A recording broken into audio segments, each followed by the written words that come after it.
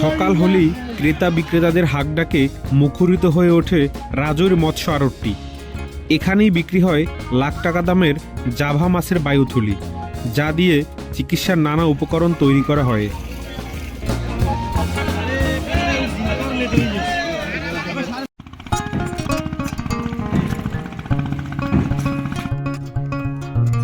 মাছ ধরার মৌসুম শুরু হলেই বড় বড় ট্রলারগুলো মেরামতের কাজ শুরু হয় সাগরে বিপদহীনভাবে চলার জন্য। সাগরে 6 থেকে 10 দিন মাছ ধরার পরে ট্রলারগুলো ফিরে আসে ঘাটে। সকাল হলেই মাছ উত্তোলন শুরু হয়, কিন্তু এসবের মধ্যে সবার আগ্রহ থাকে সাগরের জাভা মাছের প্রতি, যদিও এই মাছ সুন্দরবনের পার্শ্ববর্তী নদীগুলোতেও পাওয়া যায়।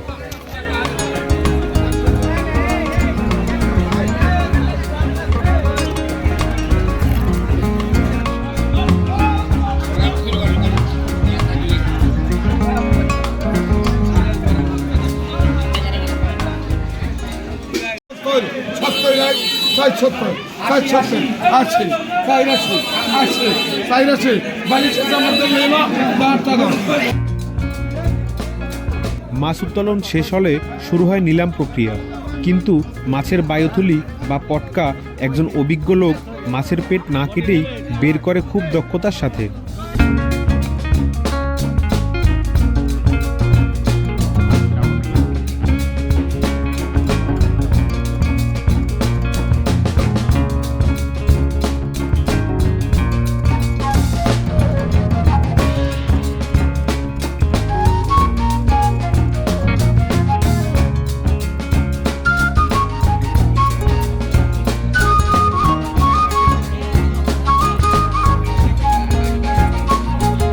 মাছের এই অঙ্গটি অর্থনৈতিক গুরুত্ব অনেক। মাছের প্রজাতি, আকার এবং মানের উপর ভিত্তি করে 1 কেজি পটকার দাম 1 লক্ষ থেকে 2 লক্ষ টাকা পর্যন্ত হতে পারে। জাভা মাছের পটকা 2 ধরনের দামের হয়ে থাকে। এর মধ্যে পুরুষ মাছের পটকার দাম স্ত্রী মাছের তুলনায় অনেক বেশি হয়ে থাকে। মাছের এই অঙ্গটি বহুবিধ ব্যবহার আছে। মাছের এই অঙ্গটি চিকিৎসায় সার্জিক্যাল সুতা ও বিভিন্ন দেশে এটিকে স্যুপ হিসাবে খাওয়া হয়। এছাড়াও এর বহুবিধ ব্যবহার রয়েছে।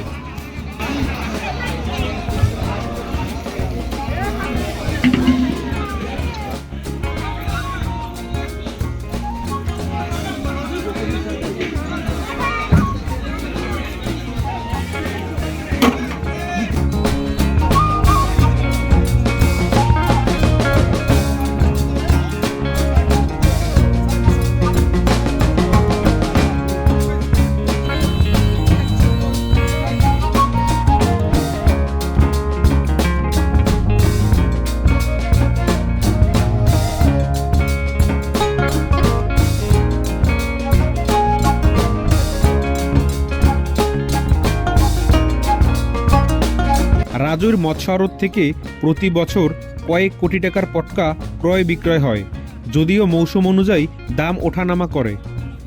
এই মাছের আড়তটি দেশের অন্যান্য আড়তের থেকে ভিন্ন, কারণ এই একটি আড়তে সাগর, নদী, সুন্দরবন এবং চাষের মাছ ক্রয় বিক্রয় হয়, অর্থাৎ সকল ধরনের মাছ এই আড়ত থেকে বিক্রি হয়।